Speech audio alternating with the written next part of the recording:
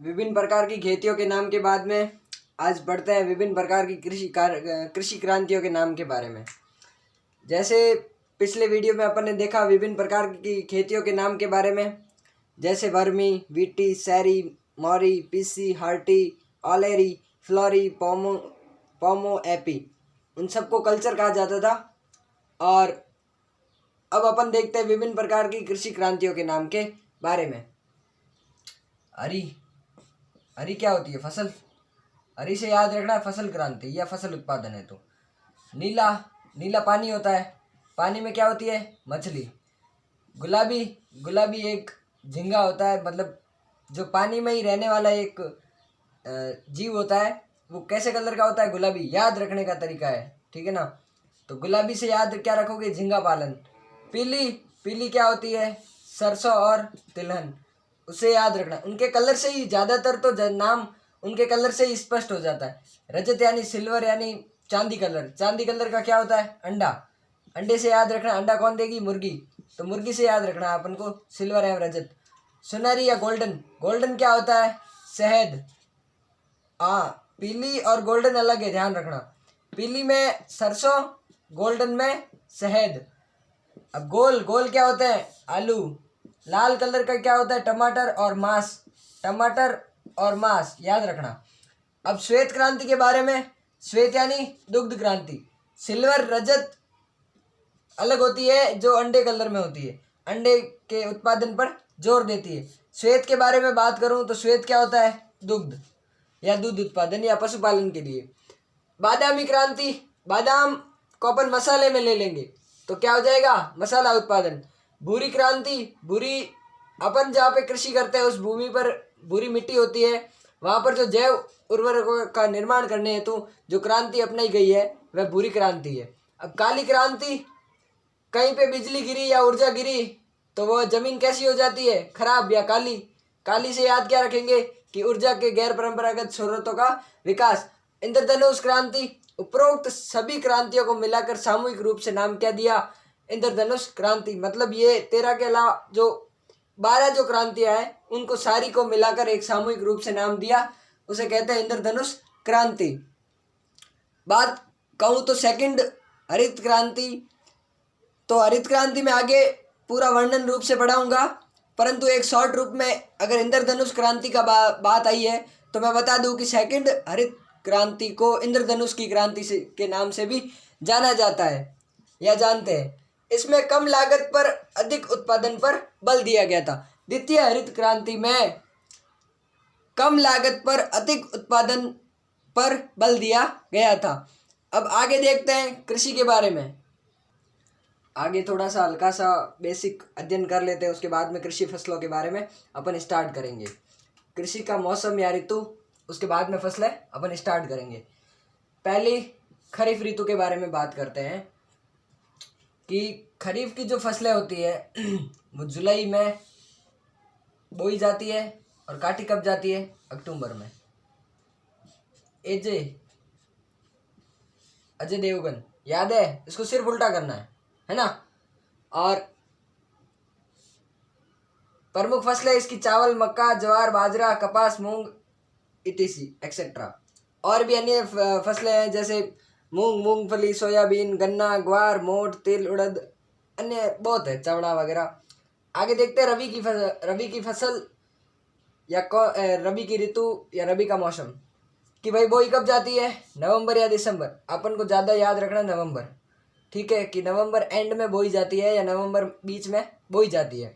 उसको काटने का काम है मार्च में, MN। ABCD में जो रेगुलर क्रम चलता है MN, परंतु इसको अपन को लिखना उल्टा है, रीजनिंग बनानी है। जैसे इसमें भी उल्टा लिखना है, रीजनिंग बनानी है। बाकी का जो टाइम है वो जायद का हो जाएगा, उससे आपको याद रह जाएगा। MN और AJ, इसको अपन को रीजनिंग की टाइप में उल्टा लिखना है, बाकी टाइमिंग अपन को याद रह जाएगी। प्रमुख फसलें देखें तो गेहूं, जौ, चना, सरसों, अलसी, धनिया, जीरा और भी सारी है, जैसे जीरा, मेथी, तारामीरा, सूरजमुखी, मटर, अन्य बहुत सारी है। मैंने जो इम्पोर्टेंट है वो लिख ली। उसके बाद में जायद की ऋतु या जायद की फसल कौन कौन सी होगी? जैसे बोई कब जाएगी? मार्च या अप्रैल।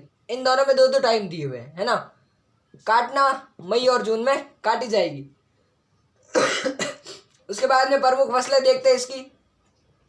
तरबूज, खरबूज, खीरा, ककड़ी, जो भी पानी वाली जो फसलें होती है, जैसे जिनसे अपन को पानी की प्राप्ति होती है, तरबूज, खरबूज, खीरा वगैरह, इन सब से क्या होता है कि अपन को पानी की प्राप्ति होती है। वो कौन सी फसलों में आएंगे? जायद की फसलों में।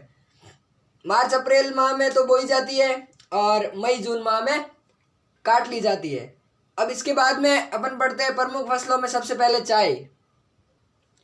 अब कृषि फसलों में पहली फसल अपन देख लेते हैं चाय के बारे में, कि चाय में भारत का स्थान दूसरा है विश्व में, और पहला किसका है? चाय से याद रखना चीन। च का पहला चीन, चाय से चीन।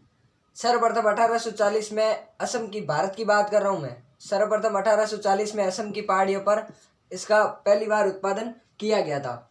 भारत में प्रमुख उत्पादन राज्य याद रखना है असम, पश्चिम बंगाल, तमिलनाडु, केरल। असम, पश्चिम बंगाल, तमिलनाडु, केरल, ठीक है। दक्षिण भारत में चाय उत्पादन करने वाली पहाड़ियां नीलगिरी और कार्डेमम की पहाड़ियां। चाय में नशा या ताजगी प्रदान करने वाला जो तत्व होता है वो कैफीन या टैनिन होता है। उसके बाद में चाय उत्पादन के लिए सामान्यतः तापमान क्या होना चाहिए? 24 डिग्री सेल्सियस से 30 डिग्री सेल्सियस के मध्य तक। वर्षा की बात करूं तो 200 से 300 सेंटीमीटर तक की वर्षा आवश्यक होती है। सामान्यतः उत्पादन पहाड़ियों की ढलानों पर किया जाता है। पहाड़ियों की ढलानों पर करने का कारण क्या है कि जो चाय की जड़ें होती है, एक पहली बात तो ये झाड़ी होता है। चाय जो पौधा है वो झाड़ी के रूप में होता है, उसमें अगर जल रुकेगा तो झाड़ी नष्ट हो जाएगी, इसलिए जल जड़ों में ना रुकना चाहिए। आगे बात करूं प्रमुख चाय उत्पादक जिले, तो पहला है दार्जिलिंग, दूसरा है जलपाईगुड़ी और तीसरा है कुचबिहार। अब मैं बात करूं कि चाय के निर्यात में भारत को किन किन देशों से प्रतिस्पर्धा करनी पड़ती है, तो चीन, श्रीलंका, केन्या और ताइवान या ताइवान लिख देता हूं मैं, ताइवान। इन देशों से भारत को विदेशी व्यापार में चाय के लिए प्रतिस्पर्धा करनी पड़ती है। मैं राज्यों को याद करने की एक शॉर्ट ट्रिक बताता हूँ।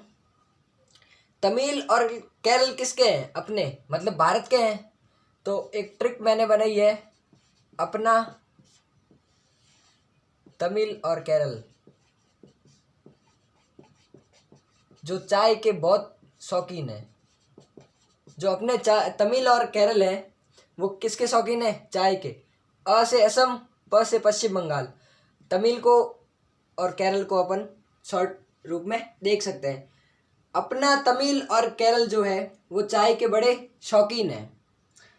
आगे अपन बात करेंगे कॉफ़ी के बारे में अगले वीडियो में।